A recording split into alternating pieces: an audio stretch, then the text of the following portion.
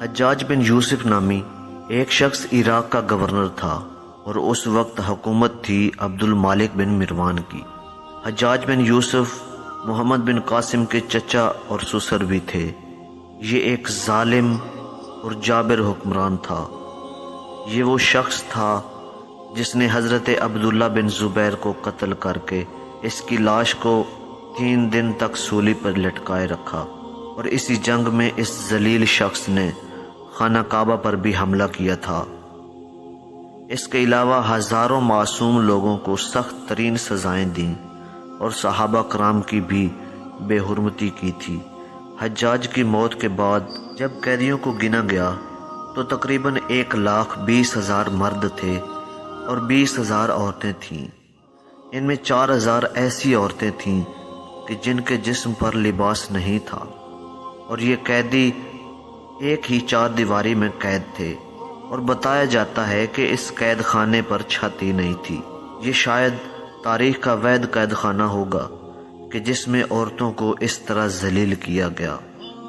پیارے ناظرین، ویڈیو میں آگے بڑھنے سے پہلے ایک چھوٹی سی گزارش ہے کہ اگر آپ ہمارے چینل پر نئے ہیں تو برائے مہربانی ہمارے چینل کو سبسکرائب کر دیں تاکہ آپ کا میرے ساتھ تعلق بنا رہے۔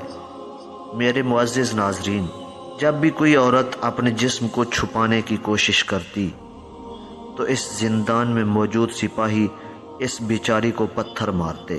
انہیں جو کی روٹی میں ریت ملا کر کھلائی جاتی اور پینے کے لیے کڑوا پانی دیا جاتا تھا۔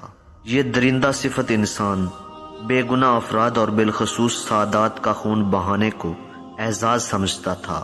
اس نے کوفہ کے پاس شہر وصف کی بنیاد رکھی، جہاں وہ 9 ماہ سے زیادہ قیام نہ کر سکا اور 53 سال کی عمر میں ہی مر گیا۔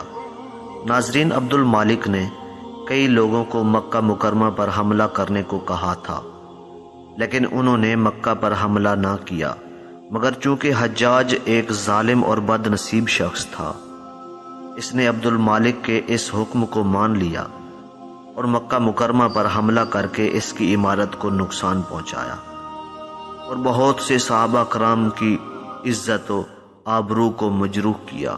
عین رمضان کے مہینے میں جب لوگ دوسرے خطوں سے بھی یہاں عبادت کے لیے آ جاتے ہیں، تب حجاج نے مکہ مکرمہ پر حملہ کیا تھا، جس سے وہاں آئے ہوئے لوگ بھی زخمی ہو گئے اور متعدد تو وفات بھی پا گئے۔ اس سانحہ کے بعد 3 دن تک مکہ اور اس کے گرد و نواح میں اندھیرا چھایا رہا، مگر حجاج نے اپنے لوگوں کو بھروسہ دیا کہ بجلی اور بارش ایک فطری معاملہ ہے، اس لیے اس سے خوف زدہ ہونے کی ضرورت نہیں ہے۔ حضرت عبداللہ بن زبیر خانہ کعبہ کے احاطہ میں نماز پڑھ رہے تھے اور اس کے ارد گرد پتھر گر رہے تھے۔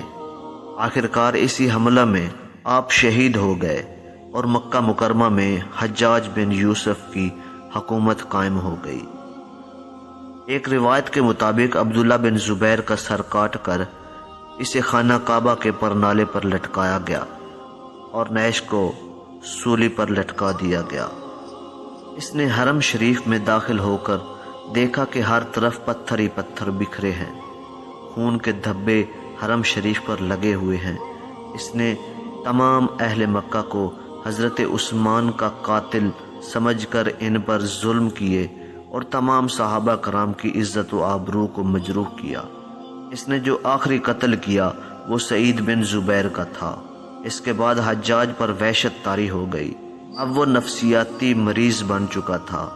حجاج جب بھی سوتا، حضرت سعید بن زبیر اس کے خواب میں آتے اور کہتے، اے دشمن خدا، تو نے مجھے کیوں قتل کیا؟ میں نے تیرا کیا بگاڑا تھا؟ حجاج کو ایک مہلک بیماری نے بھی گھیر لیا تھا۔ اس بیماری میں سردی کلیجے سے اٹھ کر سارے جسم میں چھا جاتی۔ وہ اس سے تھر تھر کانپتا۔ آگ کی بھری ہوئی انگیٹھیاں اس کے اتنے قریب رکھی جاتی کہ اس کی جلد جل جاتی، مگر اسے کوئی فرق نہ پڑتا۔